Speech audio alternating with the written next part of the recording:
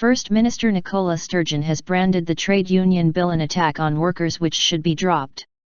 The proposed UK government bill, which would make it more difficult to call strikes, has drawn criticism from across the Holyrood chamber.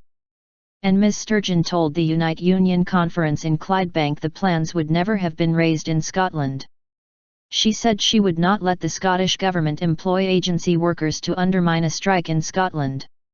The trade union bill would impose a minimum 50% turnout for ballots on industrial action, and public sector strikes would need the backing of at least 40% of those eligible to vote. Standing united. Ms Sturgeon told delegates at the conference that Holyrood had already shown overwhelming opposition to the measures, which are due to be debated by MSPs. She said, "If the Tories have any respect whatsoever for the democratic process in Scotland, they will drop this bill, and they will drop it now. It's a measure which I don't think would ever have been proposed, let alone passed, in the Scottish Parliament. The SNP doesn't just oppose this bill in Scotland, we oppose it right across the UK. We stand shoulder to shoulder with everybody and with anybody who opposes this bill, no matter where they are in the UK.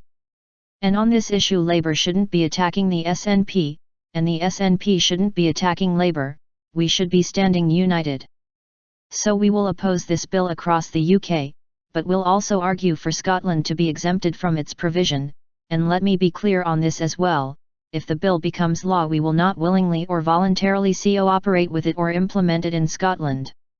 But Labour MSP Neil Findlay called the position empty words, adding that when Labour wanted to challenge the competence of the bill at Holyrood, the move was blocked. Lost trust. Meanwhile, Unite's General Secretary Len McCluskey called on Scottish Labour to reconnect with Scotland. Speaking on Sunday Politics Scotland, Mr McCluskey said the ideology of New Labour had pushed ordinary working-class Scots towards the SNP. He told the programme, "The reality is that we have to say to Scottish people that Labour is under new management, and we're going to try to regain your trust. We're going to try to make certain that Labour once again is seen as on the side of ordinary working people. Because very evidently, over a long period of time, Scottish Labour lost that trust, and it manifested itself on May the 7th last year in a way that was quite staggering."